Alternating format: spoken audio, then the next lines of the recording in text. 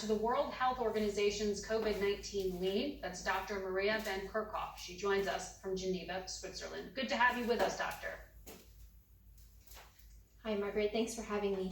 You're an epidemiologist. You specialize in zoonotics, which means you know a lot about how these viruses jump between species like COVID did. These new variants, you've described them as a combination of mutations all at the same time. What does that mean? Well, these viruses change all the time, and every time they replicate, the more they spread, the more changes that they can have. These are called mutations. These are individual changes in the genome itself. These variants have had a combination of mutations, which mean a number of mutations identified at the same time. And so that means that this clustering of these mutations happening at the same time are quite different than individual level mutations. And we've had 3 such variants being reported, actually 4 such variants being reported in the last few months.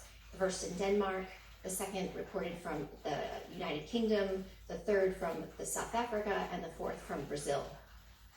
So which countries have actually been successful in containing the virus? And is there a common approach to their success? Well, that's a great question. There is a common approach that many countries have taken to control the SARS-CoV-2 virus, including these virus variants that have been detected. And it's a combination of factors. It's individual level measures that we've seen people take, you and I, in terms of our physical distancing, our mask wearing, our avoiding of crowded spaces, our opening of windows, our sneezing into our elbow. All of those measures are really critical, as well as government-led responses where we have all of government, all of society approach, where we're conducting active case finding, where we know where the virus is. We can support people who are infected through good clinical care. We make sure that those individuals are isolated. Any contacts of confirmed cases are provided supported quarantine so that if they are infected themselves, there is no opportunity for them to pass the virus to others. Making sure that we open up our workplaces safely, our schools safely. It's a combination of factors. And many countries have done well in having an aggressive approach to making sure that they have the testing, the tracing, the clinical care, and really strong, empowered, enabled, and engaged communities. It's all of this. You hear us say a lot, do it all. This is what we mean by when we say do it all. When you're talking about things like enforcing quarantine, it sounds like you're talking about Australia, New Zealand. Are those the best examples? We have great examples all over the world of how countries have used these combinations of factors. When I use the word quarantine, I'm using this in the sense of contacts of confirmed cases. So when you have a case that is infected, that individual who's infected with the SARS-CoV-2 virus needs to be provided with good clinical care, and they need to be isolated from others so that they don't have the opportunity to pass it to someone else. But before they go into isolation, they may have many contacts. And those contacts of individuals of cases need to be provided supported quarantine, which means they're separated from others and provided food and care and safety and security for 14 days while they wait and make sure that they're not infected themselves. They get a test themselves, but they don't have the opportunity to pass to others. South Africa is a good example where they got through their first peak. Countries across Asia and the Pacific, including Australia and New Zealand. But in fact, we've actually seen really strong responses across Europe during their first peak, where over the summer months in Europe, cases were down to single digits. And they showed us, and many countries across Africa, across Europe, across the Americas, have shown that they can drive transmission down. And this is really, really critical now that we have these virus variants being detected, because the more opportunities this virus has to spread, the more opportunities it has to change. So we need to make sure we prevent as many infections as we can. Which part of the world is going to be most complicated to vaccinate? Ooh, that's a great question. We need to vaccinate people at risk all over the world.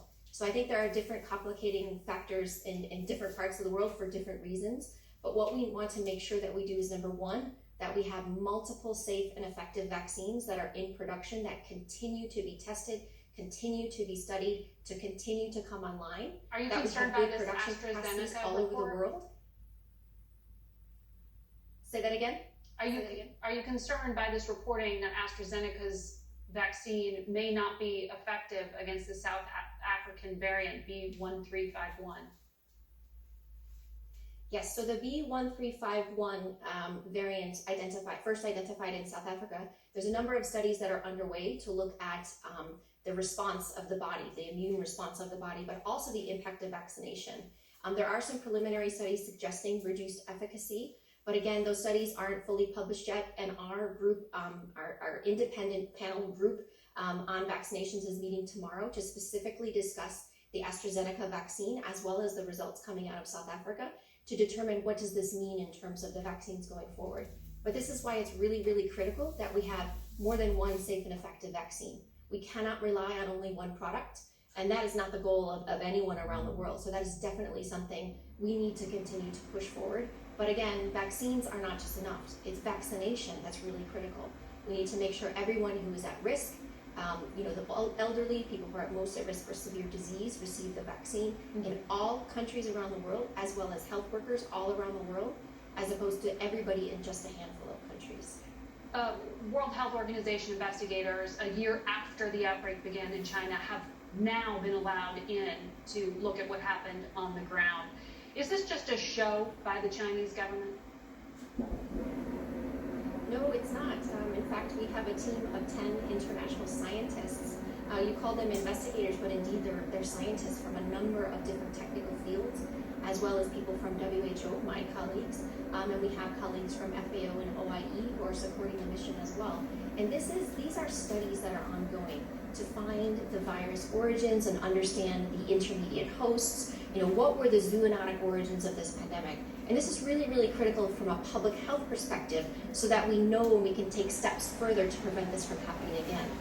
There are very good discussions that are having on the ground. There are constructive exchanges between this international team from 10 different countries, as well as the Chinese counterparts, looking at the earliest cases, looking at studies from the markets. They've had visits to hospitals, they've had visits to laboratories, including the Wuhan Institute of Virology, as well as visiting different levels of the Chinese Centers for Disease Control.